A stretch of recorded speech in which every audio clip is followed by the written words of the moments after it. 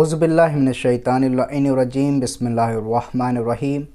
अस्सलामु अलैकुम वरहमतुल्लाहि वबरकातुहू। मोमिनीन, जैसे कि माह रमज़ानुल मुबारक का महीना चल रहा है, बाबरकत वाला महीना है और फ़ज़ीलतों वाला महीना है। मोमिनीन, इस महीने में हम रोज़े के मुतालिक हमारे उलमाए कराम के फ़तवे जो हैं वो हम आप तमाम मोमिनीन की खिदमत में पेश कर रहे हैं। मोमिनीन, आज का सवाल ये है कि माह रमज़ान मुबारक में रोज़े की हालत में इंजेक्शन लगवाने का क्या हुक्म है।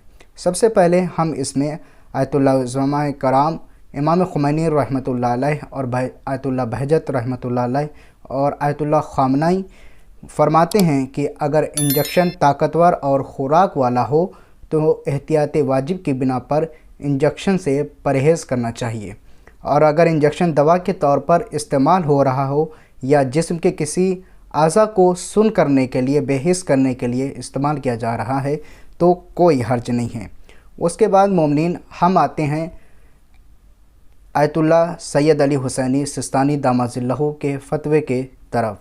वो फरमाते हैं कि इंजेक्शन लगाने से रोज़ा बातिल नहीं होता है, चाहे ताकत और ख़ुराक के लिए हो या दवा के तौर के ऊपर वो इस्तेमाल किया जा रहा हो।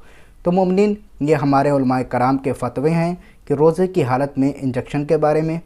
और अगर आप भी हमसे कोई अपना सवाल करना चाहते हैं तो हमारे कमेंट बॉक्स के ज़रिए से अपना सवाल हमसे पूछ सकते हैं।